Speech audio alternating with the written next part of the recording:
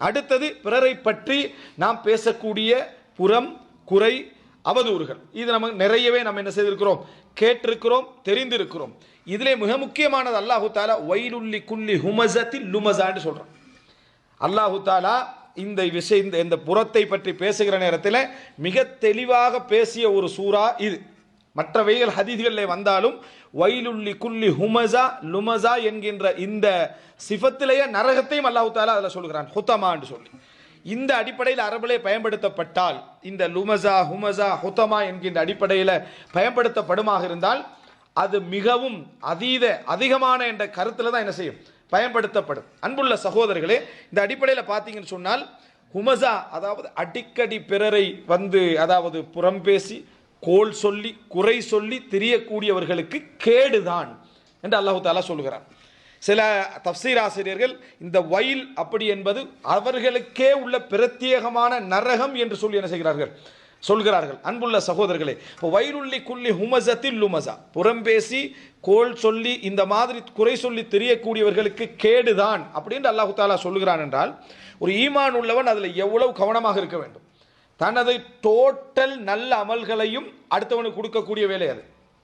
எந்த நல்ல அமல்கள் தெரியுமா, நம்ம 100 அமல் செய்கிறோம், அதில் ஒரு 10 கபூலாக இருக்கும், 90ல் இருந்து கொடுக்கப்பட மாட்டாது. கபூலான அமல்ல இருந்து என்ன செய்யும், அவருக்கு கொடுக்கப்படும். 90ல் இருந்து கொடுக்கப்பட மாட்டாது. அல்லாஹு தாலா நம்ம அதாவது அவன் சொல்லாத அமல்கள் எத்தனையோ செய்திருப்போம், பிதஅத்தான அமல்கள் என்று எத்தனையோ செய்திருப்போம். அதே போல ஏற்றுக்கொள்ளப்படாத முறையில் அமல்களை என்ன செய்திருப்போம், சேர்த்திருப்போம். இந்த எல்லா அமல்களையும் விட்டு ஒரு 10 அமல் இருக்கும். இந்த 10 அமல்ல இருந்து தான் நம்ம யாருக்கு புறம் பேசினோமோ, கோல் பேசினோமோ, குறை சொன்னோமோ அவர்களுக்கு என்ன செய்யப்படும், வழங்கப்படும் என பார்த்துக்கொள்ளுங்க. அதனால தான் இமாம் அதாவது அப்துல்லா பாரக் அவர்கள் சொல்கிறார்கள், நான் யாரையாவது பற்றி புறம் பேசுவதாக இருந்தால் என் தாய் தந்தை பற்றி புறம் பேச விரும்புவேன். ஏன், எனது அமல்களுக்கு மிகவும் தகுதியானவர்கள் அவர்கள் தான். என் அமல்களுக்கு மிகவும் தகுதியானவர்கள் யார், என் தாயின் தந்தை தான். அது ஒரு அமல் போய் சேரணும்னா யாருக்கு போய் சேரட்டும், அது என் தாய் தந்தைக்காக இருக்கட்டும். ஆனால் நான் செய்கிற எல்லா அமல்களையும் வேறொருவருக்கு கொடுக்கக்கூடிய செயல் தான் இந்த கோல் புறம் என்ற கூடிய அம்சம். கவனம் எடுக்கிறோமா என்று பாருங்கள். அதிகமாக இதில் கவனம் எடுப்பது கிடையாது.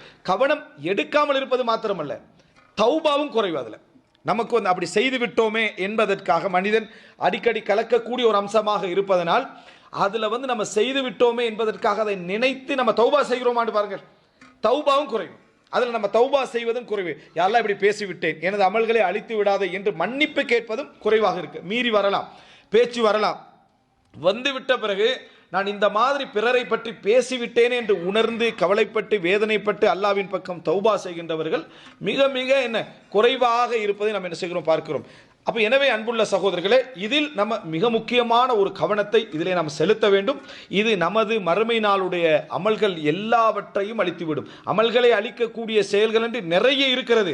ஆனால் அன்றாட நமக்கு தெரியாமல் அனுதினமும் அழிந்து கொண்டிருக்கக்கூடிய அமல். ஹசனுல் பஸ்ரி ரஹ்மத்துல்லாஹி அவர்கள் ஒரு பழத்தட்டெல்லாம் வைத்து அடுத்த வீட்டுக்கு அனுப்பி வைக்கிறார். தன்னை பற்றி புறம் பேசிய நபருக்கு சொல்றாரு, நேற்று நீங்கள் செய்த அனைத்து அமல்களையும் நீங்க எனக்கு கிஃப்டாக வழங்கிட்டீங்க, அதற்கான பரிசாக நான் இதை தந்தேன். அவருக்கு என்ன செஞ்சார், கொடுத்து உணர்த்தினார்.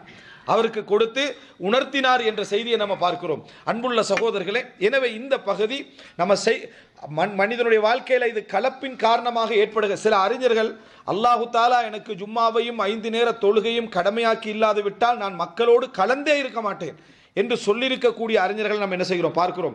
அல் உஸ்லா, தனிமையே எனக்கு விருப்பம் என்று சொன்ன அறிஞர்களை எல்லாம் நம்ம என்ன செய்கிறோம், பார்க்கிறோம். இதால் சோதிக்கப்பட்டதன் காரணமாக, இந்த விளைவின் காரணமாக. ஆனால் மனிதர்கள் தெரிஞ்சோ தெரியாமலோ பிரபல்யத்தை விரும்புகிறார்கள், அறிமுகத்தை விரும்புகிறார்கள், அடையாளத்தை என்ன செய்கிறார்கள், விரும்புகிறார்கள். அடையாள கலப்பு என்பது எமது அமல்களை அளிப்பதற்கான வழிகளும் தான்.